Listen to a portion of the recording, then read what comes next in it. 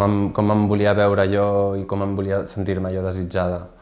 Crec que aquest és un dels indicis, com un dels elements claus que em van fer adonar-me'n que l'energia femenina que tenia era alguna més que simplement voler-me posar uns tacons, no? Sempre havia sentit que hi havia aquesta necessitat d'expressar-me des de la meva feminitat. Estàs investigant, estàs provant i òbviament ho fas en un espai privat perquè al principi em feia molta vergonya sortir al carrer amb una faldilla o amb uns tacons, era algo que... perquè jo mai havia sentit que fos una disfressa per mi. Sempre sentia que quan jo em posava roba, el que entenem com roba de dona, hi havia alguna cosa que dins meu em pertorbava, no? Hi havia alguna cosa que realment em tocava.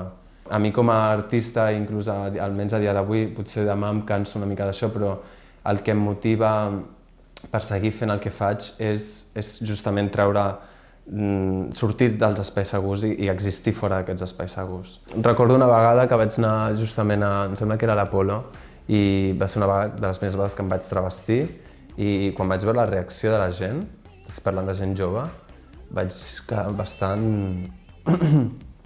al·lucinat, no? De dir, uau, genero això simplement per anar com vaig. Hi ha alguna cosa en la mirada de l'altre que és superinteressant, no?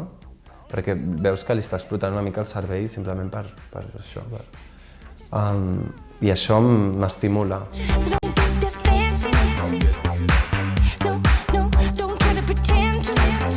Moltes persones, especialment homes homosexuals, que no han entès encara que hi ha tot un espectre i tota una sèrie de possibles maneres de viure i per tant no les respecten. Això és una realitat i és una problemàtica que tenim les persones dins del col·lectiu perquè inclús les persones més homòfobes i més transfobes es troben dins del propi col·lectiu, no? Per mi el meu drac òbviament és no binari perquè és lo lògic per mi perquè la persona que hi ha darrere és una persona no binària, però encara hi ha molt aquesta concepció del drac com a dona, no?